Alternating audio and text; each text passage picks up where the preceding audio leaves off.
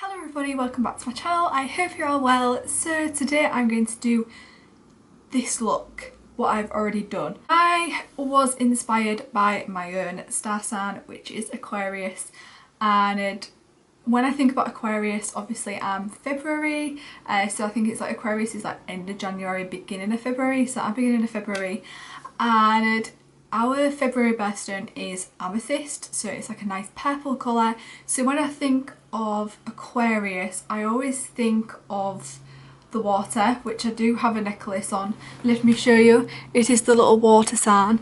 So I think of blues and the sea, and then I also combine my birthstone, so I think of a lot of purples as well as.